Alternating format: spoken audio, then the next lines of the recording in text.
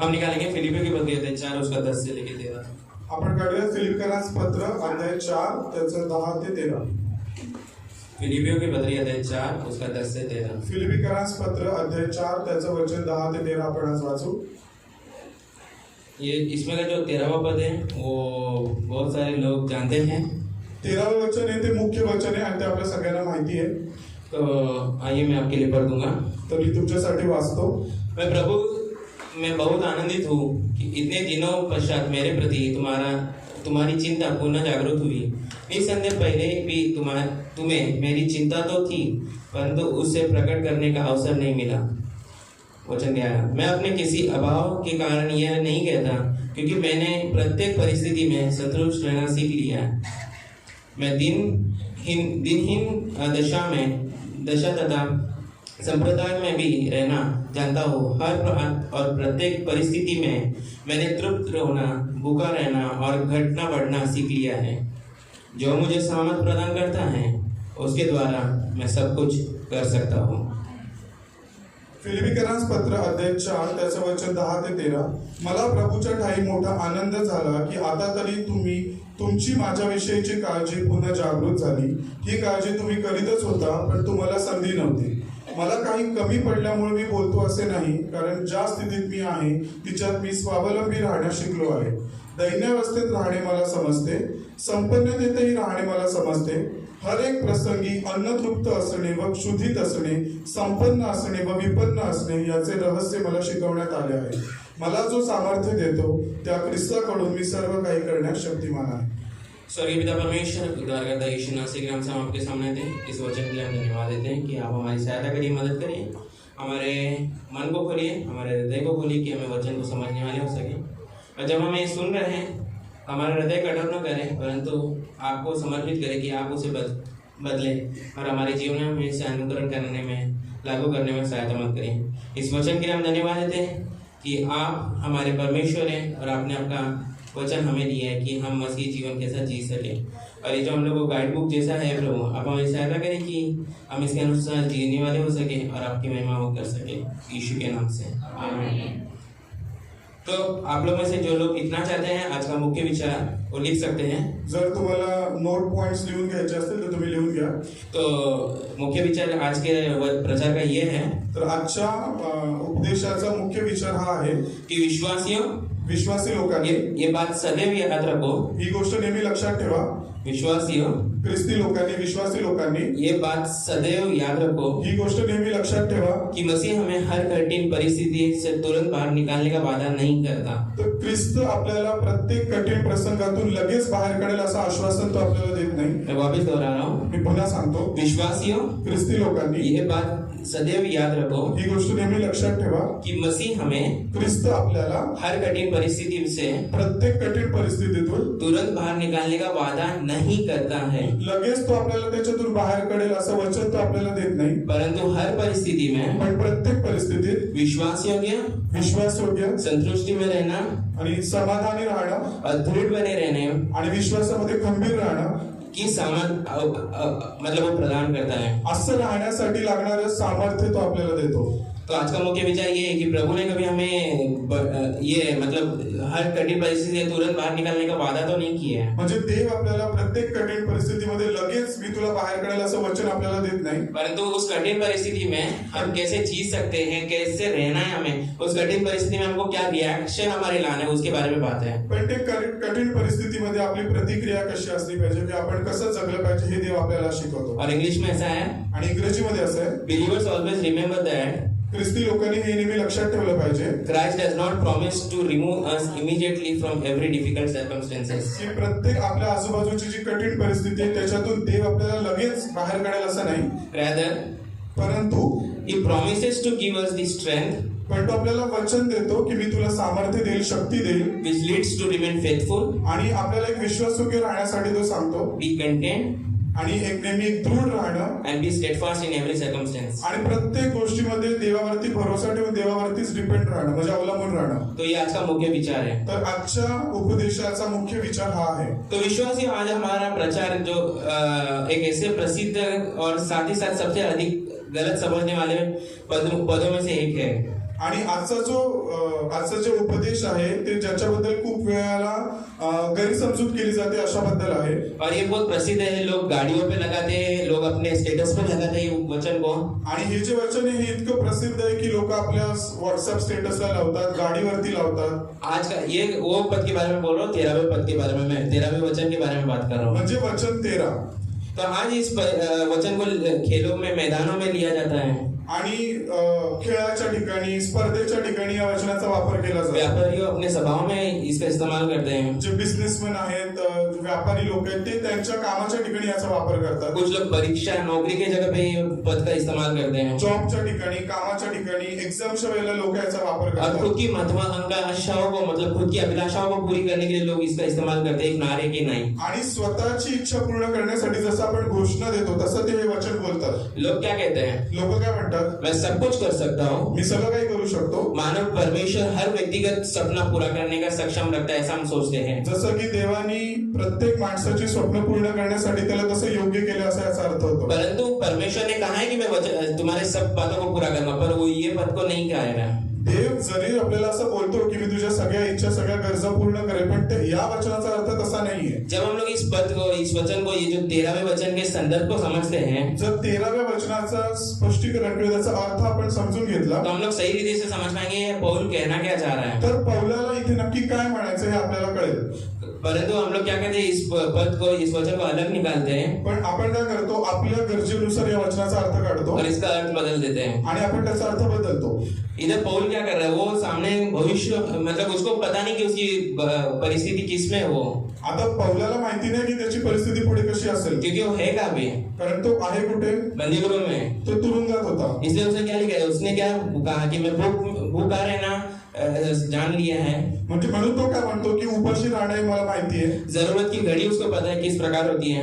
गरजेची वेळ काय असते हे त्याला माहिती आहे. और उसको सताव पता है, सताव में कैसे लोगों से सताव मिला है उसके. म्हणजे त्रास, छळ काय असतो हे त्याला माहिती आहे. वो अकेलेपन से गुजरा है. कारण का या सगळ्या गोष्टीतून, म्हणजे एकट्यापणाच्या भावनेतून तो गेलाय. तो सबका उसका अनुभव है. म्हणजे या सगळ्या गोष्टींचा अनुभव पौलाला आहे. फिर भी उसके शब्दों में हमें शिकायत नहीं दिखती कि वो ये नहीं कह रहा कि मेरी जीवन में ऐसा क्यों है, मैं इसमें ऐसा क्यों पाया जा रहा हूँ. तरी पण त्याने कुठेही एकदा पण आपण वाचत नाही की त्यांनी देवाला तक्रार केली की हे सगळं माझ्या जीवनात काय, मी सगळं का सहन करतो. परंतु हम लोग उसके जीवन में क्या देखते हैं? पण पौलाच्या जीवनाबद्दल आपण काय बघतो? जब हम लोग 4 से 4 का अध्याय में 4 से हम लोग देख रहे थे, वो क्या कहते हैं, सदा आनंदित रहो. और वो क्या कर रहा है, वो आनंदित है और लोगों को भी उत्साहित कर रहा है कि आनंदित रहने के आणि लिए. जरी तो त्रासात आहे, तो दुःखात आहे, तरी सुद्धा तो स्वतः पण आनंदी राहतो आणि तो लोकांना पण उत्साहित करतो की तुम्ही प्रभूमध्ये आनंद करा. तो आज का प्रश्न ये है आपके लिए, तर आजचा प्रश्न तुम्हाला हा आहे कि ऐसी कौन सी परिस्थिति में कोई व्यक्ति कैसे संतुष्ट रह सकता है. अभी मैं तो कह रहा हूँ कि आपको संतुष्ट रहना है, आनंदित रहना है. तो आपका सवाल ये खड़ा होगा कि हम कैसे रहेंगे इस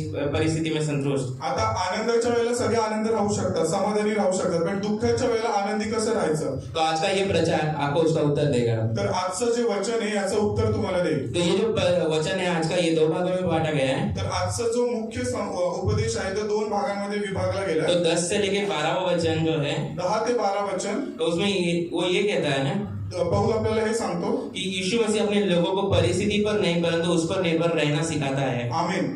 पौल आपल्याला हे सांगतो की प्रत्येक परिस्थितीवरती डिपेंड न राहता, अवलंबून न राहता, प्रत्येक गोष्टीमध्ये देवावर अवलंबून राहा. किस पे हमको निर्भर रहना है? कोणावरती भरोसा ठेवायचा? यीशु मसीह पे.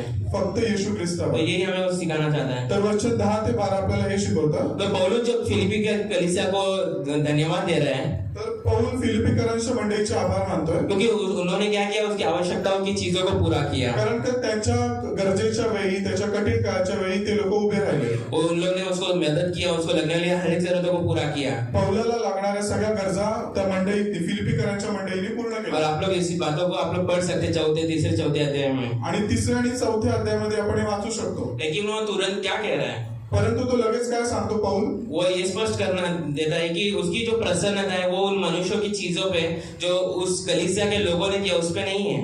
पण पौलाला जो आनंद झाला तो तिथल्या मंडळीतल्या लोकांनी त्याची गरज पूर्ण केली म्हणून तो आनंदाने झाला त्याला. इसलिए उसकी जो जरूरत थी, आर्थिक जरूरत थी, जो शारीरिक जरूरत थी, उन लोगों ने जो पूरा किया उसके लिए वो खुश नहीं है इतना. म्हणजे त्याची जी पैशाची गरज असेल किंवा त्याच्या शारीरिक गरजा फिलिपीकरांच्या मंडळीतल्या लोकांनी पूर्ण केल्या म्हणून तो आनंदाने येताना लिहित नाहीये. परंतु वो किस लिए खुश है इधर? पण पौल इथे का खुश आहे, तो आनंदी का आहे? क्योंकि जो फिलिपी की जो कलीसिया है, उन लोग आत्मिक शिक्षाओं में बढ़ रहे हैं कारण की फिलिपीकरांची जी मंडळी आहे ती आत्मिक कृती करताना त्याला दिसते और उन लोग परमेश्वर पे निर्भर होना सीख रहे हैं। आणि ते देवावरतीच अवलंबून राहणं हे ते लोक शिकतायत। उन लोग भी सदाओं से होकर जा रहे हैं, फिलिपीकरांच्या मंडळीतल्या लोकांना पण त्रास होता, परंतु उन लोग क्या कर रहे हैं? सदाओं में भी उन लोग परमेश्वर पे निर्भर है, परमेश्वर पे डिपेंड है। पण त्या त्रासामध्ये त्या छळामध्ये सुद्धा ते देवावरतीच भरोसा ठेवून होते। और साथ ही में वो पौल अपना उदाहरण अपना उदाहरण उनको दिखा रहा है कि मैं भी इसी परिस्थिति से जा रहा हूँ। आणि पौल सुद्धा त्यांना त्याचं उदाहरण देऊन उत्साहित करतो की तुम्ही ज्या परिस्थितीतून चाललाय त्याच परिस्थितीतून मी पण चाललोय। वो क्या कहता है? मैंने सीखा है कि जिस दशा में मैं हूँ उसमें भी मैं संतुष्ट हूँ। म्हणून पौल आपल्याला लिहितो की कारण ज्या स्थितीत मी आहे तिच्यात मी स्वावलंबी राहण्यास शिकलो आहे। जो सीखा ये जो शब्द है ये बहुत महत्वपूर्ण इधर इस जगह पे है। म्हणजे शिकलो आहे हा शब्द खूप महत्वाचा आहे। तो जब हम लोग स्वाभाविक जीवन में जब जीते हैं, हम लोग सब सीखे हैं, हम सब जानते हैं,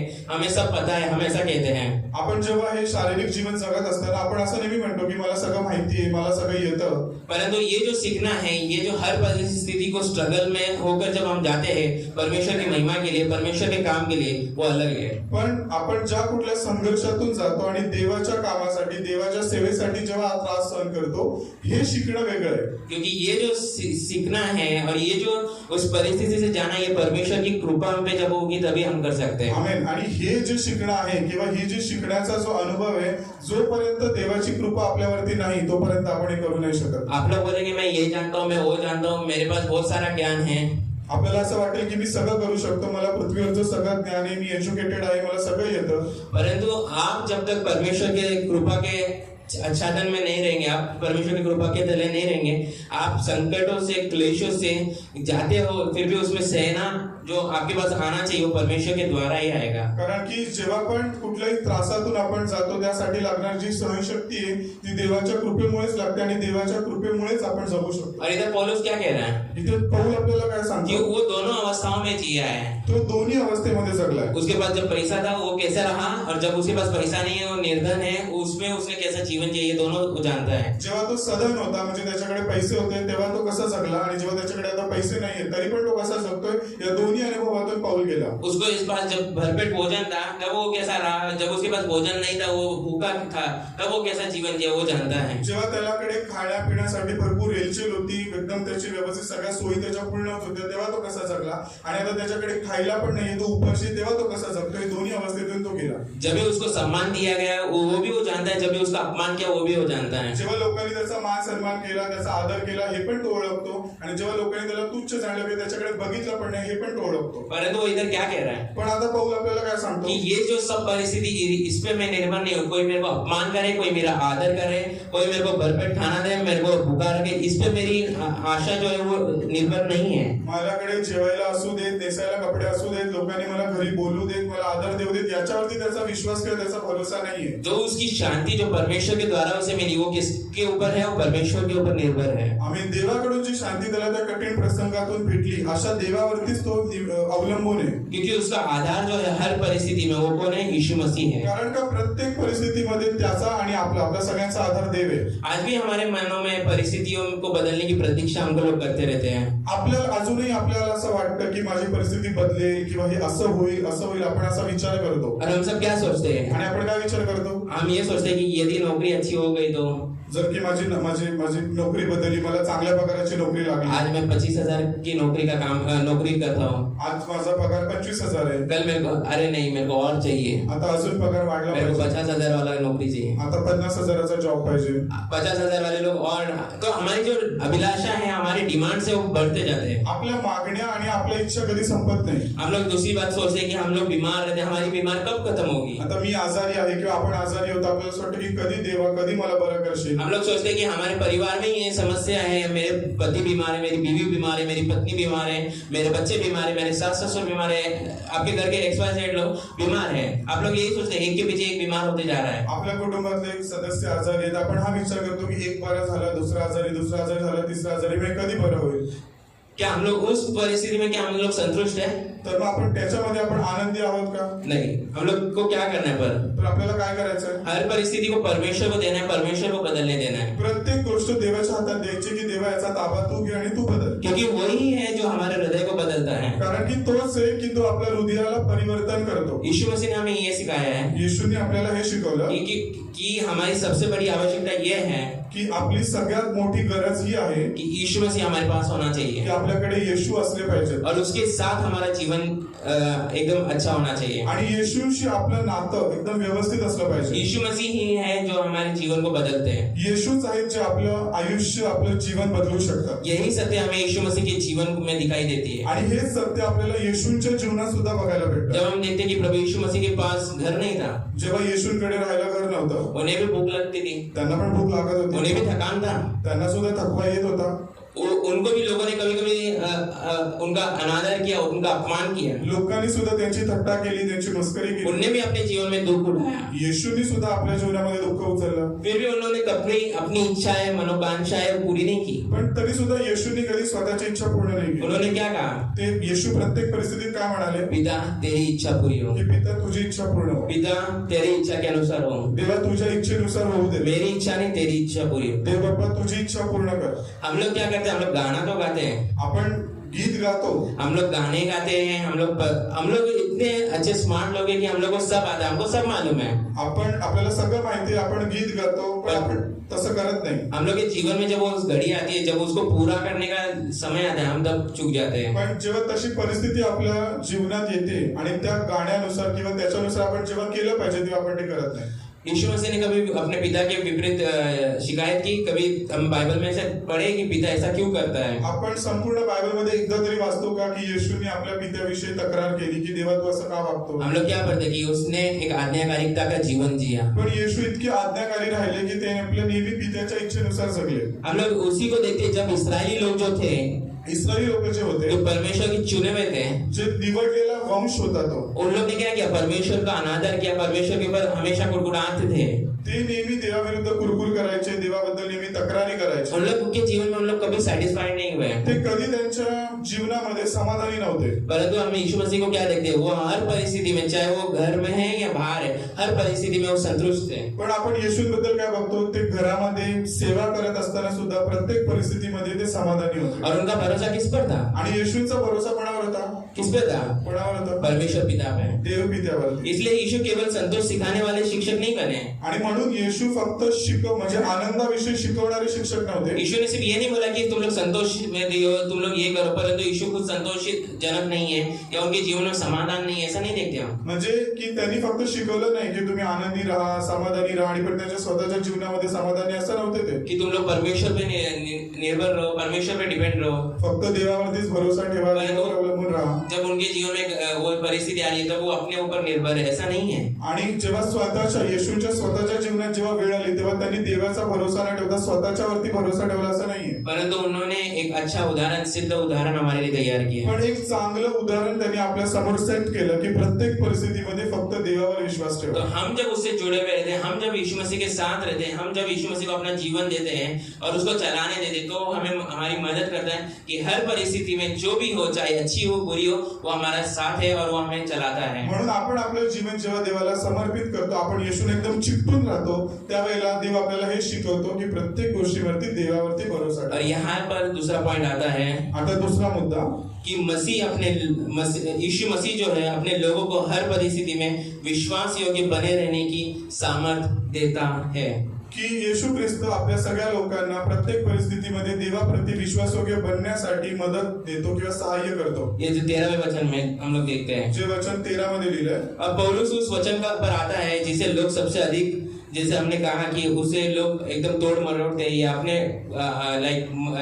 अपने लिए यूज करते हैं. म्हणजे आपल्या गरजेनुसार लोक त्या वचनाचा वापर करतात. और इसको हम लोग एक चाबी के नहीं यूज करते हैं, जिस हर जगह पे हम लोग अप्लाई करने को चाहते हैं. म्हणजे ती अशी चावी प्रमाणे आपण वापरतो की जिथे जिथे एखादी परिस्थिती बंद आहे आपण ती चावी वापरून ते खोलायचा प्रयत्न तो करतो. इधर जो सब कुछ इधर लिखा है उसका अर्थ ये है इथे लिहिले ना सर्व काही, त्याचा अर्थ हा आहे कि हर प्रकार की परिस्थिति का सामना करना, की प्रत्येक परिस्थितीचा सामना करण्यासाठी आपण तयार असलं पाहिजे. कि लोगों का यही सोच है कि हर सब कुछ लिखा है मतलब सब कुछ, मतलब उसके अलावा कुछ नहीं है, ऐसा नहीं, मतलब हर चीजों के ऊपर ये वचन अप्लाई होता है. लोक बरेचसे लोक असा विचार करतात की सर्व काही लिहिले म्हणजे सगळ्या ठिकाणी आपण याचा वापर करू शकतो. इसलिए लोग क्या करते हैं, अपने व्यक्तिगत लक्ष्यों को पूरा करने के लिए लोग ये वचन का इस्तेमाल करते हैं. म्हणजे आपले जे वैयक्तिक जे गोल आहेत किंवा वैयक्तिक आपण जे टार्गेट ठेवले ते पूर्ण करण्यासाठी सुद्धा लोक याचा वापर करतात. परंतु पौलुस का क्या उद्देश्य था, पौलुस उधर क्या कहना चाह रहा था, पण पौल इथे आत्मिक रीतीने काय शिकवू इच्छित होता कि उसका यह अर्थ था कि यीशु मसीह में हम भूखे हो या पेट भर के खाना खाए हुए हो, म्हणजे तुम्ही उपाशी आहात किंवा तुम्ही पूर्ण पोट भरून जेवले चाहे आहात, हमारा आदर हो या निरादर हो, तुम्हाला लोकांनी मान देऊ देत किंवा नको देऊ देत, तो भी हमारी क्या होनी चाहिए, हमको कौन मदद करता है, हम लोग को क्या करना है, एक विश्वास योग्य बने रहना है. तरी सुद्धा शारीरिक रीतीने विचार न करता आत्मिक रीतीने विचार करून प्रत्येक गोष्टीवरती देवावरती अवलंबून राहायला पाहिजे. हम हमारे दुख में भी हमें आशा उस पर रखना है, हमें दृढ़ बने रहना है, उस परमेश्वर की ओर हमारे आगे लगाए रहना है. जरी दुःख असू दे, त्रास असू दे, पण त्याच्या सुद्धा देवच, येशूच माझा देव आहे, त्याच्यावरतीच माझा भरोसा, असं बोलणारे आपण असले पाहिजे. पौलुस कह रहा है कि मैं ये सब अपने आत्मबल से नहीं कर रहा हूं, अपने खुद की काबिलियत से नहीं कर रहा हूं. आणि पौल आपल्याला शिकवते की आपलं एक असतं ना एक आत्मशक्ती, की आपण ज्याच्यावरती स्वतःवरती विश्वास होतो की मी हे करू शकतो, त्याच्याद्वारे तो नाही बोलत आहे, पण तो देवावरती भरोसा ठेवायला आपल्याला शिकवतो. तो क्या कह रहा है, जो मसीह है, जो मुझे सामर्थ देता है, उसी के कारण मैं हर परिस्थिति में परमेश्वर के प्रति विश्वास योग्य बना रह सकता हूं. आणि पौलाला हे माहिती आहे की तो सामर्थ्यहीन आहे किंवा तो निर्बल आहे, पण त्याला हे पण माहिती आहे की मला सामर्थ्य देणारा देव आहे आणि त्याच्याद्वारे मी सगळं काही करू शकतो. आज जब आपके जीवन में बीमारी आती है, जेव्हा आपल्या जीवनामध्ये आजार येतात, जब आप लोग फाइनेंशियल क्राइसिस से जाते हैं, आर्थिक तंगी से जाते हैं, किंवा आर्थिक चुणचुण असेल, जब आपके परिवार में तनाव आता है, आपके परिवार में आप लोग का कोई अनादर करता है या आपको फाइनेंशियल रीति से आप लोग स्ट्रगल करते हैं, किंवा कौटुंबिक जीवनामध्ये शांती नाहीये, किंवा आपापसामध्ये मतभेद आहेत, किंवा फायनान्शियल कंडिशन व्यवस्थित नाहीये, तो आपके लिए आशा बन सकती है. ये जो पद है ये आपके लिए उस समय आशा है. तर त्या परिस्थितीमध्ये हे आशा देणारं वचन आहे. तो ये हमें ये नहीं कहता है कि कठिनाइयों परिस्थिति समाप्त हो जाएगी, म्हणजे याचा अर्थ असं नाही की हे वचन बोललं, प्रार्थना केली तर लगेच ती परिस्थिती बदलेल, परंतु ये हमें आश्वासन देता है पण आपल्याला आश्वासन देतं आज नाही तर उद्या, उद्या नाही तर परवा माझा देव सामर्थ्य तो बदलेल, तो करेल, कि मसीह हमें उन कठिन परिस्थिति में अकेला नहीं छोड़ेगा. की देव या कठीण परिस्थितीमध्ये मला सोडणार नाही, तो नेहमी माझ्या बरोबर मैं आहे. वापस आपके लिए 13वां वचन पढ़ता हूँ. मी पुन्हा 13वं वचन वाचतो. जो मुझे सामर्थ प्रदान करता है, जो मला सामर्थ्य देतो, उसके द्वारा त्या ख्रिस्ताकडून सब कुछ मी सर्व काही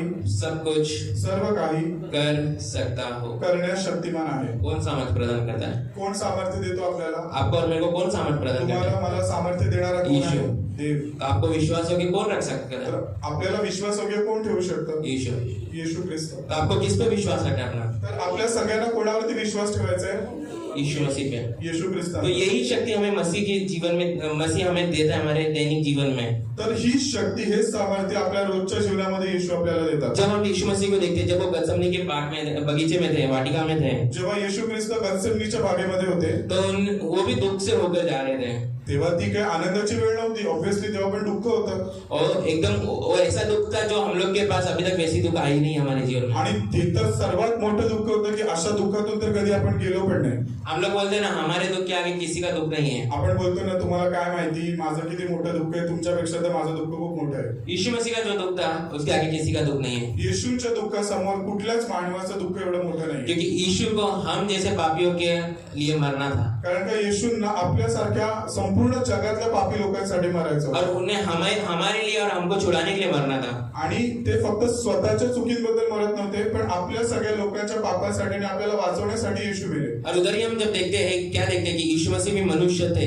आणि येशू सुद्धा 100% माणूसच होते. यीशु भी परिपूर्ण रीति से मनुष्य थे, परिपूर्ण रीति से परमेश्वर थे. येशू संपूर्ण रीतीने मानव आणि संपूर्ण रीतीने देव होते. वो किस प्रकार हम उधर देखते हैं, जब वो कहते हैं ना कि ये प्याला मुझसे दूर कर, वो उनके मानवीय रीति को, मानवीय सोच को दिखाता है. आणि जेव्हा येशूने प्रार्थना केली की हा प्याला माझ्यापासून दूर होऊ दे, तेव्हा ते एक शारीरिक अवस्थेबद्दल, म्हणजे मानवी अवस्थेबद्दल त्यांनी ती प्रार्थना केली. परंतु जब वो एक दिव्य रूप में हम लोग उसको देखते हैं, वो एक परमेश्वर का पुत्र है, वो जब उसके अनुसार जब हम देखते हैं तो क्या कहते हैं, परंतु मेरी इच्छा नहीं तेरी इच्छा पूरी हो. पण जेव्हा येशू असं म्हटले की माझी इच्छा नाही तर तुझी इच्छा पूर्ण हो, याचा अर्थ आहे की आपण आत्मिक रीतीने बघतो की ते संपूर्ण देवाचं प्रतिनिधित्व करत आहे. क्रूस पे भी हम क्या देखते हैं, यीशु मसीह से पिता परमेश्वर ने अपना मुंह मोड़ लिया. जेव्हा देवाने येशूकडून आपलं तोंड फिरवलं, क्या किया उसको मतलब वो रोने लगे, यीशु मसीह रोने लगे, विलाप करने लगे, चिल्ला चिल्ला कर वो बोले कि मेरे को क्यों छोड़ दिया। आणि येशूची अवस्था अशी झाली की ते एकदम दयनीय अवस्था झाली की ते रडायला लागले, ते देवाप्रती एकदम ते व्याकुळ झाले की देवा तू मला का सोडलं। फिर भी उन्होंने अपना निर्भरता किस पे दिखाया? तरी सुद्धा येशूनी त्या परिस्थितीत सुद्धा आपलं अवलंबून कोणावरती होते? जब वो मरे उनका लास्ट वर्ड क्या था? जेव्हा येशूंचे शेवटचे शब्द काय होते? मैं अपनी आत्मा तेरे हाथ में सौंपता हूँ। मी आपला प्राण तुझ्या हातामध्ये देतो। क्या बोल, इसका मतलब क्या है कि कुछ भी हो उनके परिस्थिति में, जीवन में, उन्हें किसके ऊपर वो डिपेंड है, किसके ऊपर थे उनकी लक्ष्य? यीशु मसीह की ओर। याचा अर्थ काय की ते संपूर्ण कुठली परिस्थिती असू दे पण येशूंची निर्भरता कोणावरती होती? फक्त देवावरती। और पुनरुत्थान उनका हुआ, आणि जेव्हा येशूचं पुनरुत्थान झालं उसके बाद वो जीवित रहे और वो जीवित प्रभु है आज हमारे। आणि ते तेव्हा येशूचं पुनरुत्थान झाल्यानंतर जेव्हा ते जिवंत झाले, ते आजपर्यंत जिवंत आहेत आणि ते आपले प्रभू और आहेत। वो आज हमें अपने पवित्र आत्मा के द्वारा अपनी कलीसिया को वही सामर्थ प्रदान करते हैं, वही सामर्थ प्रदान करते हैं कि जो हमें जरूरत है। आणि तेच जे सामर्थ्य आपल्याला गरजेचं आहे ते त्याच्या पवित्र आत्म्याच्या द्वारे ते आज आपल्याला देतात। इसलिए फिलिपियों की पत्री 4:13 आत्मविश्वास का नहीं बातें हो रही है। आणि फिलिपिकन्स पत्रात 4:13 वचन फक्त आत्मविश्वास वाढवण्यासाठी वचन नाहीये, परंतु वो हमें सिखा रही है कि परमेश्वर पे किस प्रकार से हमको डिपेंड रहना है। पण हे आपल्याला शिकवत आहे की प्रत्येक गोष्टीमध्ये देवावरती कसा भरोसा ठेवून जगलं पाहिजे और परमेश्वर हमारे लिए क्या क्या कर सकता है वो बता रहा है। आणि देव आपल्यासाठी काय काय करू शकतो हे वचन आपल्याला शिकवतं। प्रभु हमारे लिए सब कुछ कर दिया है ऑलरेडी। देवानी ऑलरेडी आपल्यासाठी सगळं केलं, येशूने आपल्यासाठी सगळं केलेलं आहे। हमको क्या करना है? उसका जो वचन है उसके पालन करना है आपल्याला फक्त त्यांच्या वचनाचं पालन करायचंय और उसके अनुसार जीना है। आणि येशूंच्या अनुसार जगायचंय। तो जब आपके जीवन में आपके घर खर्च को लेके आपको कठिनाइयों में आप जाते हैं, किंवा जेव्हा आपल्या रोजच्या जीवनामध्ये जगताना रोजच्या खर्चामुळे किंवा पैशामुळे आपल्याला त्रास होतात, जब आपके शरीर में बीमारी आती है, जब आपका शरीर कमजोर हो जाता है, आप लोग सोचते हैं मैं क्या करूं? आपण आजारातून जातो तेव्हा आपल्याला असं वाटतं की आता मी काय करू। जब आपके परिवार में आपके परिवार के लोगों में मतभेद होता है, आपके लोग झगड़े होते हैं, आपापसामध्ये फुटी आहेत किंवा आपापसामध्ये वाद येते, आपण विचार करतो की आता काय करू। और जब हम लोग हमारे फ्यूचर को लेके टेंशन में चले जाते हैं, हम लोग डिप्रेस हो जाते हैं कि आगे क्या होगा मेरा। जेव्हा आपल्या भविष्याबद्दल आपण विचार करू आपण एकदम डिप्रेशन मध्ये जातो, टेन्शन मध्ये जातो की आता काय होईल पुढे। तो हम लोग क्या करते हैं? हमारे मन को उस परिस्थिति की ओर लगाते हैं जो हम खुद प्रयत्न करते हैं कि हम इस परिस्थिति को बदल सके। तेव्हा आपण काय करतो? आपण फक्त दिसणाऱ्या परिस्थितीवरती विचार करतो आणि आपण त्याला कसं तरी मी ह्याला कसं सुधरेल किंवा कसं याला मी चेंज करेल याचा विचार करतो। परंतु हम परमेश्वर पर निर्भर होना चाहिए, परमेश्वर के ऊपर डिपेंड होना चाहिए कि हमारे वो परिस्थिति को बदल सके। पण त्या परिस्थितीमध्ये आपण प्रार्थनेची निवड करू, आपण देवाला ती परिस्थिती दिली पाहिजे आणि देवाला म्हटलं पाहिजे की देवा ही परिस्थिती तू बदल। इसलिए हमारा जो विश्वास है अपनी परिस्थितियों में, आपकी जो भी कठिन परिस्थिति में आप जा रहे हैं, उसमें आपकी स्वयं पे आपको भरोसा नहीं करना है कि मैं ही कर सकता हूँ। आज इस संसार में जब हम देखते हैं तो हम लोग को क्या कहा जाता है? संसार के मोटिवेशनल स्पीकर्स क्या बोलते हैं? म्हणून जेव्हा आपण रोजच्या जीवनामध्ये जगत असताना स्वतःवरती विश्वास न ठेवता देवावरती विश्वास ठेवला पाहिजे। जेव्हा आपण या जगामध्ये जगत असताना जगातली लोक आपल्याला काय बोलतात? खुद के ऊपर विश्वास रखो, आप कर सकते हो, आप कर सकते हो। तुम्ही स्वतःवरती विश्वास ठेवा, तुमच्या विल पॉवर वरती विश्वास ठेवा, तुम्ही हे करू शकता। संसार यही कहता है। जगातले लोक बोलतात ना तूच आहे तुझ्या जीवनाचा शिल्पकार, म्हणजे काय तुझ्या जीवनाला तू स्वतः घडवू शकतो। परमेश्वर क्या कहता है? पण देव काय बोलतो? मुझ पे भरोसा रख। की माझ्यावर भरोसा ठेव। जीवन, मरण और ये आयु और ये शरीर, ये सब किसने दिया है? आपल्याला जीवन, आपल्याला आरोग्य, आपल्याला श्वास हा सगळं कोणी दिला? देवाने दिला। परमेश्वर ने दिया। देवाने दिला। संसार बहुत सारी बातें कहेगा, जग आणि जगातले लोक खूप साऱ्या गोष्टी बोलतील, परंतु हम मसीह जब अगर आप कह रहे हैं अपने आप को विश्वास है, अगर मैं कह रहा हूँ मेरे आपको विश्वास, मैं अपने आप को विश्वास है, तो हमको किस पे भरोसा है? हमारा कौन सा अधिकार है? बाइबल, जो केवल हमारे लिए बाइबल ही हमारा अधिकार होना चाहिए। आणि जेव्हा आपण स्वतःला ख्रिस्ती समजतो, विश्वासी समजतो, तर आपल्याला अधिकार देवाने काय दिले? म्हणजे वचन। आपण प्रत्येक गोष्टीचं उत्तर पवित्र शास्त्रामध्ये शोधलं पाहिजे। और वचन ही हमें क्या कहता है? आणि वचन आपल्याला काय शिकवतं? वचन हमें क्या कहता है कि किस पर निर्भर होना है? आणि वचन आपल्याला काय शिकवतं? कोणावर अवलंबून राहायला पाहिजे? यीशु मसीह पे। परमेश्वर का वचन क्या कहता है? मैं तुझे कभी नहीं छोड़ूंगा, कभी नहीं त्यागूंगा। देवाचं वचन म्हणतं मी तुला कधी सोडणार नाही, कधी टाकणार नाही। जब हमारे जीवन में सब कुछ हम सोचते हैं कि डगमगा गया है, हमारे जीवन में कुछ अच्छा हमें नहीं लग रहा है, तब परमेश्वर हमें कहता है मैं तेरे साथ हूँ। आणि जेव्हा आपल्याला असं वाटतं ना की आता सगळं बिघडले, आता परत काही व्यवस्थित होऊ शकत नाही, त्या परिस्थितीमध्ये सुद्धा देव बोलतो की मी तुझ्या बरोबर आहे आणि मी तुला पुनर्स्थापित करणारा देव आहे। और तभी परमेश्वर अपने लोगों को संभालते हैं और उन्हें सामर्थ्य देते हैं और अंत तक विश्वासों के बनाए रखते हैं। आणि म्हणून देव त्या परिस्थितीमध्ये सुद्धा आपल्या लोकांना पडून देत नाही, मरून देत नाही। देव त्यांना सांभाळतो आणि देव त्यांच्या बरोबर विश्वास वगैरे राहतो। विश्वासी हो जो इस सियोन कलीसिया के लोग, मैं आपसे कह रहा हूँ, आणि जे सियोन मंडळीतले जे सगळे विश्वासी ख्रिस्ती तुम्ही आज जे देवाच्या मंदिरात बसलाय, इस सप्ताह, या आने वाले सप्ताह में, मतलब वीक में, दिस वीक, येणाऱ्या आठवड्यामध्ये आप आर्थिक तंगी से होकर जाओगे। जरी कदाचित आर्थिक चुणचुणीमध्ये तुम्ही जाल, अगर आप लोगों ने आर्थिक तंगी से आपका सामना पड़ा, जर फायनान्शियल काही प्रॉब्लेम्स आले तुमच्या जीवनात, या आपके घर में कोई आपका एकदम प्रियजन या आप खुद बीमार गिर गए, किंवा तुमची आवडती व्यक्ती, प्रियजन, किंवा तुम्ही स्वतः आजारी पडला, या आप जब काम कर रहे हो, आपके बॉस ने आपके ऊपर बहुत अन्याय किया, आपके जो कलीग्स है उन लोग आपको बराबर नहीं देख रहे, आपको टॉर्चर कर रहे हैं, आपके ऊपर प्रेशर डाल रहे हैं, तुमच्या कामाच्या ठिकाणी तुमचा जो स्वामी आहे, तुमचा जो बॉस आहे, त्याने तुमच्यावरती एक्स्ट्रा काम दिलं किंवा तुमच्याशी व्यवस्थित वागणूक तुम्हाला दिली नाही, और आपके जीवन में ऐसी परिस्थिति आ रही है जिसको आप बदलने का कोशिश कर रहे हो पर आप बदल ही नहीं पा रहे हो, आणि अशी कुठली परिस्थिती आली जी तिला तुम्ही स्वतः बदलायचा प्रयत्न करता पण ती नाही बदलू शकत, तो फिलिपियों की पत्र 4:13 आपको यही याद दिलाता है तर फिलिपिकरांस पत्रात 4:13 वचन आपल्याला आठवण करून कि देतं, मैं परमेश्वर के प्रति विश्वास योग्य रहूं और वही मुझे सामर्थ्य प्रदान करता है। जर की मी देवाप्रती विश्वासयोग्य राहिलो तर तोच तुम्हाला सामर्थ्य पुरवण्यास शक्तिमान आहे। और आप लोग उसको एकदम रोबोटिक जैसा आप अभी आजकल के एआई का जमाना है, आपने कुछ प्रॉम्प्ट डाल दिया, आपको जल्दी से वो मिल जाता है बना के। आता आर्टिफिशियल इंटेलिजन्सचा जमाना आहे, तर आपण त्याला एक जरी कमांड टाकली ChatGPTला तर तो आपल्याला पूर्ण डिटेल मध्ये डिस्क्रिप्शन देतो। तो आपको परमेश्वर को वो नहीं समझना है, परमेश्वर एआई नहीं है, तर देव का एआई नाहीये कि आपने परमेश्वर से प्रार्थना किया और परमेश्वर ने आपको उसी समय उत्तर दिया, की आपण देवाला प्रेयर केली आणि तो लगेच अशी चुटकी वाजवल्यासारखी आपली परिस्थिती चेंज झाली, असं नाही होणार। प्रभु ने को आपने बोला मुझे बीमार से मुक्त कर, प्रभु ने आपको तुरंत कर दिया, ये नहीं होगा। तुम्ही प्रार्थना केली की मला आजारातून बरं कर, लगेच तुम्ही बरे व्हाल असं नाही। हमको क्या करना है, हमको परमेश्वर पे भरोसा रखना है, उसके समय के अनुसार वो जो करेगा अच्छा करेगा। आणि देवावरती भरोसा ठेवायचा, देवानी जो योग्य वेळ ठेवली त्या वेळेला देव मला बरं करेल। तो परमेश्वर आपको क्या कर रहा है कि हर परिस्थिति में संतुष्ट रहना सीख लो, तर प्रत्येक गोष्टीमध्ये आनंदी राहायला शिकून घ्या। और सच तो ये है कि हम हमारे बल से, हमारे खुद की काबिलियत से नहीं कर सकते ये सब, आणि हे सगळं जे आहे ना हे आपण स्वतःच्या बलाने, स्वतःच्या शक्तीने नाही करू शकत। और जब हम लोग इस परिस्थिति में जाते तब हमारा दिमाग, हमारी बुद्धि काम नहीं करती, हम लोग को समझ में नहीं आता कि हमें करना क्या चाहिए। आणि आपली बुद्धी आहे ना त्याला हे लिमिट आहे, म्हणजे त्याला एक मर्यादा आहे की त्याच्या पलीकडे आपण विचार नाही करू शकत। तो हम लोग क्या करते हैं, जल्दी घबरा जाते हैं और क्या करते हैं, जो परमेश्वर ने हमें जीवन दिया है उसके प्रति हम लोग कुड़कुड़ाते हैं और उसके विरुद्ध बोलते हैं और उसी को शिकायत करते हैं। आणि आपण घाबरून जातो आणि आपण काय करतो की आपण फक्त जे दिसतंय ना समोर त्याच्याबद्दल विचार करतो आणि मग देवाबद्दल तक्रार करतो, और फिर हम लोग क्या करते हैं, अपने लाइफ को दूसरे के लाइफ से कंपेयर करना चाहते हैं, आणि मग आपण तुलना करायला करतो की माझं जीवन असं, त्याचं किती चांगलं, कि प्रभु तू मेरे को उसको घर दिया, मुझे घर नहीं दे रहा, मेरे को आज घर से भाड़े मतलब रूम मालिक ने मेरे को बोला कि निकल जाए इधर से, मेरे पास पैसे नहीं भरने, तू उसको तो बड़े बड़े घर दे रहा है, मेरे को क्यों नहीं दे रहा है। प्रभू आम्ही दोघं विश्वासी, आम्ही एकत्रच आलो पण त्याचं स्वतःचं घर झालं, अजून मला घर नाही, मी रेंटवरती राहतो, मग असं का। तो हम लोग एक दूसरे को क्या करते हैं, कंपेयर करते हैं और प्रभु को दिखाते हैं कि प्रभु तो उसको ज्यादा प्यार कर रहा है, मुझसे कंपेयर कर रहा है। आणि मग आपण तुलना करायला लागतो आणि तुलना करून आपण काय करतो, देवाबद्दल आपण नकळत तक्रार करतो की तू त्याला जास्त प्रेम करतो, मला नाही करत। और प्रभु को हम लोग अब सबका एक ही कॉमन क्वेश्चन रहता है, आणि सगळ्यांचा, बहुतेक लोकांचा एकच कॉमन प्रश्न असतो देवाला, प्रभु क्या तू मेरे साथ है, की देवा नक्की तू माझ्या बरोबर आहे, और मेरे ही साथ ऐसा क्यों होता है आणि प्रभु, मीच का, मैं ही क्यों, तुला काय मीच दिसतो का, मेरे को ही क्यों हमेशा इस परिस्थिति में जाना पड़ता है। सगळे त्रास मलाच का।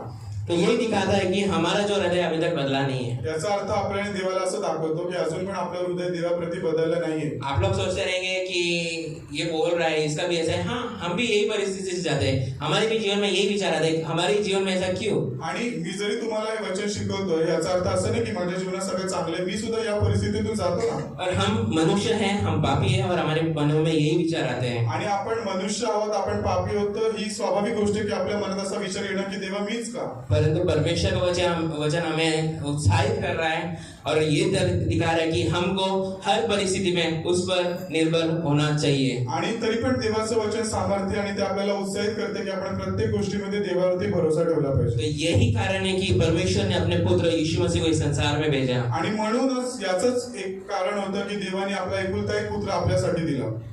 जहां हम हर परिस्थिति में असंतोष थे, अविश्वासी थे, शिकायत करने वाले थे, जिथे आपण असमाधानी होतो, आनंदी नव्हतो, तक्रार करणारी लोक होतो, वहां यीशु मसीह ने हर परिस्थिति की और इनकार किया और परमेश्वर की इच्छा पूरी की। तिथे त्यांनी येशूनी स्वतःच्या सगळ्या सुखांचा विरोध केला आणि त्यांनी ही परिस्थिती स्वीकारून त्यांनी आपल्यासाठी प्राण दिला. उन्होंने गरीबी देखी, त्यांनी गरिबी पण बघितली, लोगों की ओर से इनकार सहा, येशूंनी लोकांकडून विरोध सुद्धा सहन केला, उन्होंने दुख भी सहा, दुःख सहन केला और अंत में अपने आप को उस क्रूस पे, उस कलवरी क्रूस पे अपनी जान देकर दिखाया. आणि ते शेवटपर्यंत आपल्या प्रति विश्वास वगैरे राहिले की त्यांनी स्वतःचा प्राण सुद्धा दिला. और वो भी दंड किसके लिए सहा? हम जैसे पापियों के लिए, जिसके हम लायक नहीं थे. आणि ज्या योग्यतेचे आपण नव्हतो अशा आपल्या लोकांसाठी त्यांनी स्वतःचा प्राण दिला. और क्रूस पे केवल उन्होंने हमारे पापों का मूल्य ही नहीं चुकाया, आणि फक्त आपल्या पापांची किंमत किंवा खंडणी नाही भरली, साथ में हमारे असंतुष्टि, हमारी असंतुष्टता, हमारे विद्रोह, हमारे अविश्वास का जो दंड था, जो हम लोग हर प्रति परमेश्वर के विरोध में करते थे, उसका भी दंड सहा. आपल्या तक्रारी, आपली नाराजी, आपला अविश्वास या सगळ्याची खंडणी येशूने तेव्हा भरली. परंतु वो यीशु क्रूस पे मर ही नहीं रहे, तीसरे दिन जी उठे. पण आपण अशा देवावरती विश्वास ठेवतो की ते येशू फक्त क्रूसावरती मेलेलेच नाही राहिले, ते तिसऱ्या दिवशी जिवंत पण झाले. और स्वर्ग गए और वो वापस हमारे लिए आने वाले हैं. आणि ते स्वर्गात गेले आणि ते पुन्हा आपल्यासाठी येणार आहे. और साथ में उन्होंने क्या किया? मृत्यु पर विजय प्राप्त किया. आणि त्यांनी मृत्यूवरती विजय प्राप्त केला. और जो कोई उस पर विश्वास रखता है, आणि जे कोणी येशूंवरती विश्वास ठेवतात वो अनंत जीवन पाता है. ते सार्वकालिक जीवनात नक्की प्रवेश करतील. परमेश्वर उन्हें अनंत जीवन देता है. यही है सुसमाचार जो हम विश्वास करते आणि हैं. हीच खरी सुवार्ता आहे की जे लोक येशूच्या नावावरती विश्वास ठेवतात ते सार्वकालिक जीवनामध्ये प्रवेश करतील. हीच खरी सुवार्ता आहे. अब जो कोई उस पर विश्वास करता है, यीशु मसीह पर, आता जे लोक येशूवरती विश्वास करतात, हम सब जो विश्वास करते हैं, अगर आप मानते हैं कि हम सब विश्वास करते हैं, हम सब सुसमाचार के द्वारा छुड़ाए गए पापों के दासत्व से, तो आप लोगों को प्रभु क्या करता है? अपने साथ जोड़ाता है. कलीसिया में आप जब आते हैं तो परमेश्वर अपने लोगों में जोड़ाता है आपको. आणि देव आपल्याला काय करतो? जेव्हा आपण या सुवार्तेवरती विश्वास ठेवतो तेव्हा देव आपल्या सगळ्यांना देवाबरोबर जोडून ठेवतो. और परमेश्वर सिर्फ आपको पाप से क्षमा नहीं देता है, आपको बल्कि उस नाते से जोड़ देता है, उस रिश्ते में जोड़ देता है जो परमेश्वर के कुटुंब है. आणि जेव्हा आपण देवाकडे येतो तेव्हा देव आपल्याला फक्त आपल्या पापांची क्षमा नाही करत, तर आपण त्याची मुलं आहोत असं एक नातं देव आपल्याशी जोडतो. और हम लोग उस आत्मिक परिवार के सदस्य बन जाते हैं. आणि जे आपण देवाचं आत्मिक कुटुंब आहे त्याचे आपण सदस्य बनतो. और जब हम उस आत्मिक परिवार का सदस्यता लेते हैं तो हम क्या होते हैं? हमें नया जीवन प्राप्त होता है. आणि जेव्हा आपण देवाच्या आत्मिक कुटुंबाचे सदस्य बनतो तेव्हा आपल्याला एक नवीन जीवन देतो. और जब हमारा उद्धार होता है उसी समय वो हमें गिफ्ट की नाही पवित्र आत्मा हमें देता है. आणि जेव्हा आपलं तारण तर ज्या दिवशी आपण देवावरती विश्वास ठेवला, येशू की तू माझा प्रभू म्हणून आपण स्वीकार करतो, त्या दिवशी न दिसणारं गिफ्ट म्हणजे पवित्र आत्मा देव आपल्याला वो देतो. हमारे भीतर आते हैं, हमारे भीतर वास करते हैं. देवाचा पवित्र आत्मा आपल्यामध्ये येतो, तो आपल्यामध्ये वास करतो और वही हमें सामर्थ्य देते हैं. आणि तोच आपल्याला सामर्थ्य देतो. जैसे इधर कहा ना, वो सब कुछ सामर्थ्य देने वाला कौन है? पवित्र आत्मा है. तर आपल्याला सामर्थ्य देणारा कोण आहे? तो पवित्र आत्मा आहे. तो ये जो पद है आज आपको, क्या ये आत्मविश्वास के बारे में बात नहीं कर रहा है तर हे फक्त आपला आत्मविश्वास वाढवण्यासाठी हे वचन नाहीये कि आप खुद पे निर्भर रहो, आप खुद पे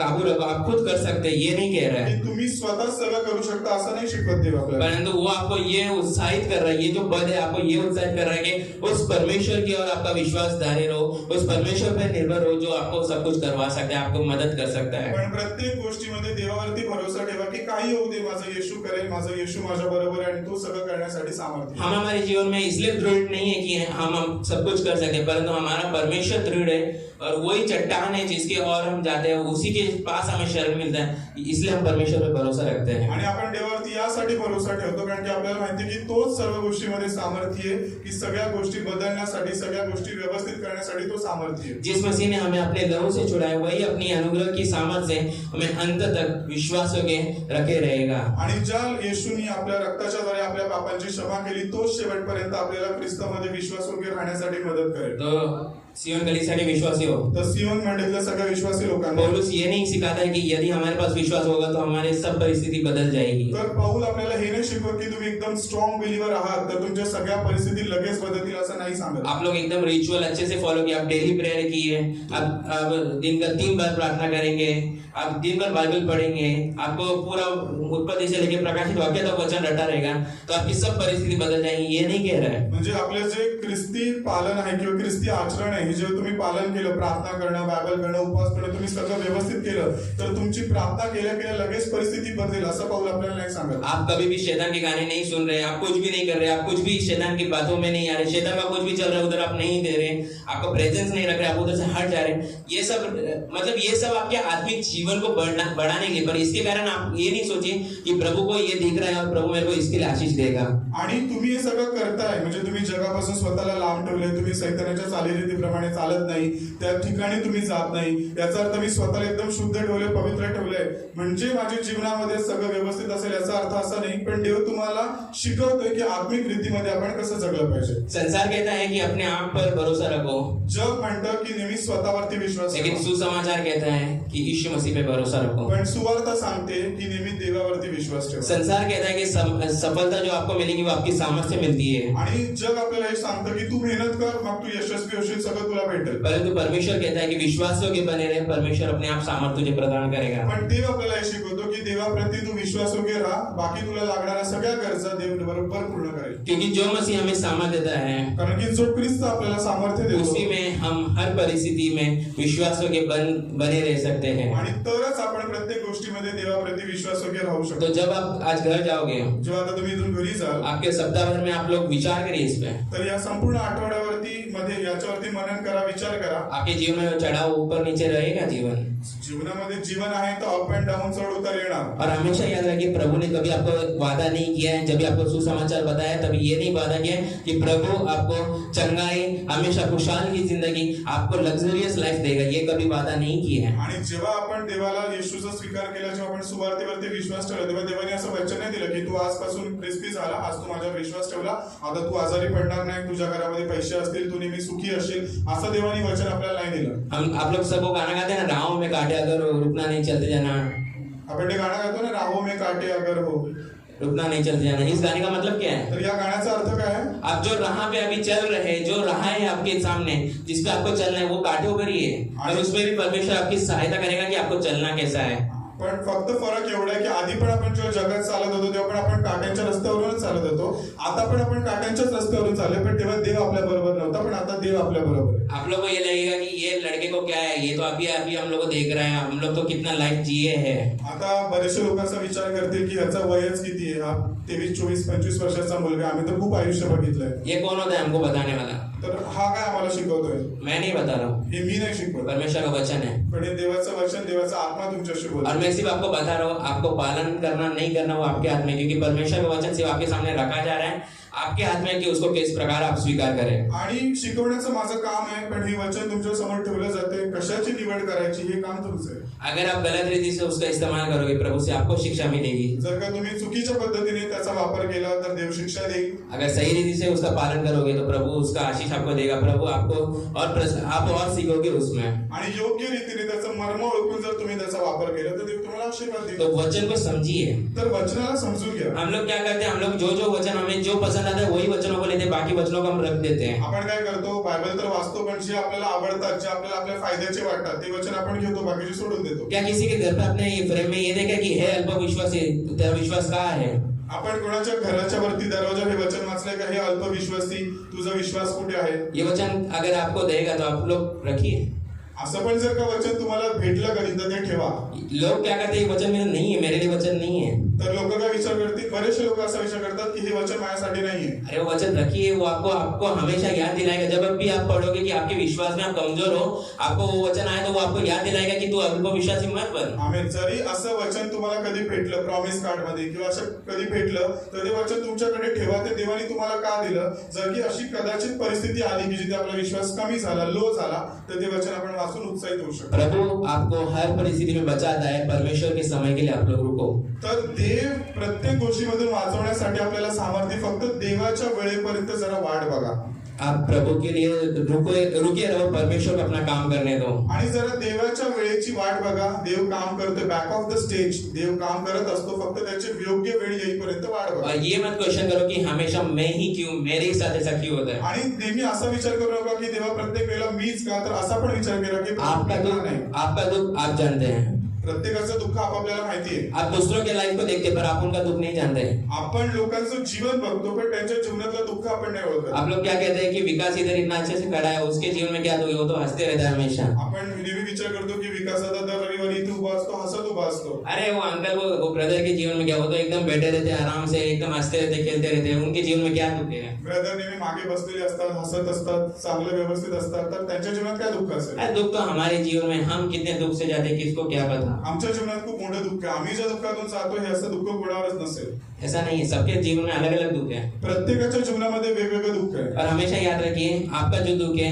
आप उसकी काबिलियत है, आपके पास उतनी क्षमता है, परमेश्वर उतना ही दुख आपके जीवन में लाता है. आणि नेहमी लक्षात ठेवा की आपल्या जीवनाचे दुःख आहे, परीक्षा आहे, देवाने तुम्हाला त्या परिस्थितीमध्ये सुद्धा तेवढं समजलं की तुम्ही ते सहन करण्यासाठी तेवढे कॅपेबल आहात, म्हणून ती परिस्थिती तुमच्या जीवनात. प्रभु उतना ही आपके जीवन में दुख लाता है जितना आपके पास कैपेसिटी सहने की. आणि जेवढं सहन करण्याची क्षमता तुमच्यामध्ये आहे तेवढंच दुःख देव तुमच्या और जीवनात. प्रभु उसका हल भी रखा है. प्रभु उसका हल धीरे धीरे देगा, अपने समय पे देगा, क्योंकि वो जब उसके समय पे काम करता है वो अच्छा काम करता है. आणि जर का दुःख आलंय तर त्याच्यावरती जे सोल्युशन आहे, त्याचा उपाय आहे, ते सुद्धा देवाने केलाय. फक्त तो योग्य वेळ येईपर्यंत देव आपल्याला त्याच्यामध्ये चालवत असतो. सिर्फ आप प्रभु को अपना एक जीन बोल के, जो बोलते ना वो घिसा अपने लैम्प को और जीन निकला, बोला हुकुम मेरा का, वैसा नहीं है प्रभु हमारा. म्हणजे फक्त गरजेच्या वेळी किंवा संकटाच्याच वेळेला देवाला वापर करण्यासाठी त्याचा देवाचा वापर करू नका. क्या आप लोग जब खुश रहते तब आप प्रभु से बहुत प्रार्थना करते हैं? जेव्हा ठीक आहे, दुःख असल्यावरती सगळे लोक प्रार्थना करतात. आनंदी असल्यावरती सगळं व्यवस्थित आहे, सगळं तुमची तब्येत चांगली आहे, घरात पैसे आहेत, तर अशा वेळेला आपण देवाकडे खूप वेळ प्रार्थना करतो का? अभी सियोन के कॉन्टेक्स्ट में एक बात बोलूंगा, फिर हम खत्म करेंगे. आता सियोन मंडळीबद्दल मी एक गोष्ट बोलतो, मग आपण संपूयात. आप जब इस चलते चलते आपको ठेस लग जाता है, आप लोग क्या करते हैं? जेव्हा चालता चालता अचानक ठेच लागते तर आपण काय बोलतो? ऐक देवा मला लागलं, मला बरं कर. देवा मला लागलं, मला बरं कर. आपको कभी लगा नहीं, आप सीधा घर गए, सीधा वापस आए, आपको कोई चोट नहीं पहुंची, तब आप प्रार्थना की है? आता तुम्ही इथून जाताना व्यवस्थित घरी पोहोचला, तुम्हाला काही त्रास झाला, पण तेव्हा तुम्ही प्रार्थना केली की प्रभू मला सुरक्षितपणे तू आणलं, तुला क्या मैंने भी प्रार्थना की है मी पण प्रार्थना केली का कि प्रभु धन्यवाद तूने मेरे को सुरक्षित लेके गया, सुरक्षित लाए. की प्रभू तुला धन्यवाद, मला सुरक्षित घेऊन गेला, सुरक्षित घेऊन या आधे रास्ते में आप पहुंचे, प्रभु से बात कर रहे, प्रभु मैं धन्यवाद देता हूं, मेरे को रास्ते में चलते वक्त कोई हानि नहीं होने दी ना. किंवा आपण असं बोलतो की प्रभू मी रस्त्यात चालतोय पण मला अजून काही त्रास झाला नाही, मला लागलं नाही. यही हम मानवीय लोगों की सोच है ना. जब हमारे जीवन में बुरा होता है तब हम अच्छी चीज की ओर दौड़ते हैं, पर जब अच्छा चल रहा है हमारे जीवन में हम परमेश्वर को याद नहीं करते हैं. जेव्हा आपल्या जीवनामध्ये काही वाईट घडते तर आपण नेहमी चांगल्याबद्दल कडे धावतो किंवा चांगल्याचा विचार करतो, पण जर का सगळं चांगलं चालू आहे तेव्हा आपण देवाचे आभार नाही मानत. परमेश्वर पे भरोसा रखो, देवावरतीच विश्वास ठेवा, हर बात परमेश्वर की योजना के अनुसार करो, आणि प्रत्येक गोष्ट देवाच्या योजनेच्या अनुसार करा. और साथ ही जब आप प्रार्थना देते हो, विनतियां देते हो, आणि जेव्हा तुम्ही प्रार्थना विनंती देता, अगर आपकी प्रार्थना विनती में नाम लेकर नहीं किया है तो आपको नाराज नहीं होना है, बुरा नहीं मानना है. आणि जर का चुकून तुमची प्रार्थना विनंतीमध्ये तुमचं नाव राहिलं असेल तर नाराज होऊ नका. आप परमेश्वर के लोग हैं ना, तुम्ही देवाचे लोक आहात, परमेश्वर के लोग हो, तुम्ही देवाचे लोक आहात. आप लोग का प्रार्थना विनती आप लोग भी कर सकते हैं. तर प्रार्थना विनंती तुम्ही स्वतः सुद्धा करू शकता. ये कोई चर्च में ट्रेडिशन नहीं रखा है कि ये प्रार्थना का समय, ये आपको सिखाने के लिए सियोन चर्च में ये प्रार्थना का जो टाइम होता है, ये प्रार्थना सियोन में किया जाता है. म्हणजे अशी प्रथा नाहीये, कस्टम नाही की आमच्याकडे प्रार्थना विनंती दिलीच पाहिजे, आपण तेव्हाच प्रार्थना केली पाहिजे, अशी कस्टम नाहीये. मोस्ट ऑफ ऑल चर्चेस में मैंने नहीं देखा है. आणि बऱ्याचशा चर्च मध्ये अशी हे नाहीये की आपण प्रार्थना विनंती लोक देतात आणि मग प्रार्थना होते. अरे जो आप इधर आके खड़े रहते हैं ना, आणि जे तुम्ही लोक येऊन लाईन उभी लावता, आपका स्टार्ट होता है सपना बताने से वो पूरा खानदान के लिए प्रार्थना करने तक, आणि स्वप्नाचा अर्थ विचारण्यासाठी तुम्ही जे चालू करता ते एकदम खूप लांबपर्यंत पोहोचतं. मध्ये आपका सपना हो गया, फिर उसके बाद दर्शन जो देगा, फिर दर्शन में क्या देगा उसका अर्थ बताने के बाद ये क्यों हुआ, वो क्यों हुआ, उसे लेके आप एक घंटा लगाते जो है ना, और खानदान तक प्रार्थना करवाते हैं. ये दूसरे चर्चेस में नहीं होता. आणि बऱ्याचशा म्हणजे काय खूप साऱ्या मंडळींमध्ये अशा सगळ्या गोष्टी नाही होत, म्हणजे अर्थ सांगणं, मग त्याच्यासाठी खूप लांब प्रार्थना करणं. तो इसके लिए मैं क्यों कह रहा हूँ ये सब? हे सगळं मी का सांगतो? आपका खुद का विश्वास परमेश्वर पे रखो. तर तुमचा प्रत्येक गोष्टीमध्ये तुमचा विश्वास देवावर ठेवा. चाहे अम्मा हो या चाहे जो भी लोग प्रेयर करते हैं, वो किससे प्रेयर करते हैं? मध्ये दीदी असू दे किंवा अन्य सेवक असू दे, ते कोणाकडे प्रार्थना करतात? क्या उनके पास कोई सुपर नेचुरल पावर्स है क्या, जो उनके पास ही है वो आपके पास नहीं है? त्यांच्याकडे अशी काही अलौकिक शक्ती आहे का की त्यांनी प्रार्थना केली मगच होईल आणि तुम्ही केली तर नाही होणार? अगर आज जो भी इधर प्रार्थना करते हुए दिखाई दिए मेरे को, आणि आज जर का कोणी इथे प्रार्थनेला थांबलेले दिसले, चाहे वो कोई भी हो, कोणी असू दे, मैं उनसे यही पूछूंगा आप विश्वासी हो कि नहीं हो? मग मी त्यांना हा प्रश्न वैयक्तिक विचारेल की तुम्ही विश्वासी आहात का? अगर आप विश्वासी हो तुम्ही विश्वासी आहात का सगळे? आप विश्वासी हो? तुम्ही विश्वासी आहात? आपके बच्चे जब आपको पिता बोल के पुकारते हैं, उसका क्या है, उनके पास क्या है कि आपको पिता बोल के, माता बोल के बुलाते हैं? जेव्हा तुमची मुलं तुम्हाला मम्मी डॅडी असा आवाज देतात तर ते का तुम्हाला असा आवाज देतात? क्योंकि उनके पास क्या है? अधिकार है। अथॉरिटी, अधिकार है। वैसे ही आप किसके बच्चे हो? तसं जसं तुमच्या मुलांकडे तुम्हाला आई वडील म्हणण्याचा अधिकार आहे तसं तुम्ही सुद्धा देवाची मुलं आहात. हम परमेश्वर के बच्चे, तो हमारे पास वो अधिकार है। तर देवाने तो अधिकार तुम्हाला ऑलरेडी दिलाय. चाहे आप प्रार्थना करो, चाहे वो प्रार्थना करे, सब एक ही है। तुम्ही प्रार्थना करू दे, सेवकांनी प्रार्थना करू दे किंवा देवाच्या दासाने प्रार्थना करू आपको दे. खाना ऐसा खाना है, आपको डायरेक्ट परमेश्वर के साथ आपका संवाद हो सकता है। आप लोग खाना ऐसा क्यों खाना चाह रहे हैं? जर आपल्याला देवाने सरळ अधिकार दिले तर आपण सरळ का नाही जेवतो, आपण मग उलट का जेवतो? आप लोग दूसरे ट्रेडिशंस को क्यों फॉलो कर रहे हैं कि आप लोग पास्टर के पास जाएंगे, फिर पास्टर ने प्रार्थना किया, फिर पास्टर प्रभु के पास जाएगा, फिर वो प्रार्थना करेगा, फिर तभी हमारा सुना जाएगा। आपण याच्या नको त्या प्रथा लागलेल्या आहेत ना, त्या का फॉलो करतो की आपण देवाच्या दासांकडून किंवा सेवकांच्या तर्फे मग देवाकडे जाणार? मेरी ये आपसे गुजारिश है कि आप इसको मत करिए। माझी विनंती आहे तुम्हाला की असं करू नका. और जो भी आज इधर खड़ा रहेगा, जो भी आपने किसी को देखा प्रार्थना कराने हुए, यही समझना है कि वो विश्वासी है, वो प्रभु पे विश्वास रखता नहीं है। आणि आजचा उपदेश संदेश ऐकल्यानंतर सुद्धा जर का तुम्ही लाईनला उभे राहता याचा अर्थ मग तुम्ही खरे विश्वासी. अगर आप सच में प्रभु पे विश्वास करते हैं, आप विश्वासी हो, तो आपका विश्वास प्रभु पे डायरेक्ट रहेगा। आप खुद प्रभु से प्रार्थना करेंगे। आणि जर का तुमचा विश्वास देवावरती आहे, तुम्ही खरे ख्रिस्ती आहात, तर तुम्ही डायरेक्ट देवाशी बोला. तो आपको पहली बात क्या होना है प्रभु पे? तर पहिली गोष्ट विश्वास रखना और निर्भर होना है प्रभु पे। देवावरती विश्वास ठेवा, देवावरतीच अवलंबून राहा. और दूसरी बात, आपको हर परिस्थिति में उसकी ओर देखे रहना है। आणि दुसरी गोष्ट, प्रत्येक गोष्टीवरती आपले डोळे फक्त ख्रिस्ताकडे लागले पाहिजे. परमेश्वर हमको हर परिस्थिति बचाएगा, चाहे वो अच्छी हो बुरी हो, पर उसके समय पे। आणि चांगली परिस्थिती असू दे, वाईट परिस्थिती असू दे, माझा देव मला वाचवण्यासाठी सामर्थ्य आहे, पण योग्य वेळ येईपर्यंत वाट बघा. आइए हम प्रार्थना करें। आपण प्रार्थना करूया. स्वर्गीय पिता परमेश्वर, उद्धारकर्ता के नाम से हम आपके सामने आते हैं। हमने जो वचन सुना, हमारी सहायता मत करें कि हम इस वचन के अनुसार जीवन जीने वाले हो सके। प्रभु हमारी सहायता करें कि हम इस बात को समझे कि आप हमारे परमेश्वर हैं और आप हर परिस्थिति में हमारे साथ रहते हैं, क्योंकि आपने आपके वचन में लिखा है कि आप हमारे साथ सदैव रहेंगे संसार की अंत तक। जब तक हमारी श्वास है तब तक आप हमारे साथ हैं। तो आप हमारी सहायता मत करिए कि ये हमें याद रखे कि मसीह हमें हर कठिन परिस्थिति से तुरंत बाहर नहीं निकालने का वादा करता है, परंतु परिस्थिति में विश्वास हो गया, संतुष्ट और दृढ़ बने रहने का आश्वासन प्रदान करता है। ये बात हम समझें और इसको हमारे जीवन में लागू करने वाले हो सके और आपकी महिमा कर सके। प्रभु हमारी सहायता करें कि हम अपने विश्वास पे दृढ़ रहें और परमेश्वर पे निर्भर हो, और हमारे विश्वास को हम लोग और बढ़ाएं कि हमारा जो विश्वास है परमेश्वर पे, वो परमेश्वर पे ही हमने विश्वास किया, किसी मनुष्य पे नहीं। जब हम मनुष्यों से प्रार्थना करवाते हैं, हम दिखाते हैं कि मेरा विश्वास तुम पे है और मेरा परमेश्वर पे विश्वास नहीं, परंतु उस मनुष्य पे जो क्रिएशन है। प्रभु हमारी सहायता मत करें कि हम ऐसा करें नहीं, परंतु आप पे भरोसा रखें, आपके ऊपर निर्भर हो, हर प्रार्थना हर परिस्थिति में आपकी बड़ाई करें, आपके नाम को ऊंचा कर सके। आप हमारी सहायता करिए, आप हमें बुद्धि दीजिए, आप हमें ज्ञान दीजिए कि हम एक सिद्ध मसीह जीवन जीने वाले हो सके। जितने लोग इधर आए इन सबकी रक्षा करना, इनको बुद्धि दीजिए, ज्ञान दीजिए, आपके हाथों में देते प्रभु। जब ये घर जाएंगे अपने अपने प्रभु, इनको लगने वाले जरूरतों को आप पूरा करना आपके समय के अनुसार। इनको उसके लिए आप बुद्धि दीजिए, ज्ञान दीजिए, इनको पेशेंस दीजिए कि ये हर परिस्थिति में आप पे भरोसा रखें और उसको सहने वाले हो सके और आपके वचन में बने रहने वाले हो सके, और हर परिस्थिति जब वो जल्दी हो या लेट हो, परंतु आप पे निर्भर होने वाले हो सके। और प्रभु उसमें जो पेशेंस आता है, उनके द्वारा जो फल उनको मिलता है, प्रतिफल मिलता है, वो अच्छा होता है, ये समझ उनको दीजिए। आपकी महिमा हो, आपके नाम की ऊंचाई हो, यही हमारी प्रार्थना है। आए हुए हर एक व्यक्तियों के नाम धन्यवाद देते यीशु के नाम से, आमीन। जितने बच्चे वो खड़े हो जाएंगे, हम उनके लिए प्रार्थना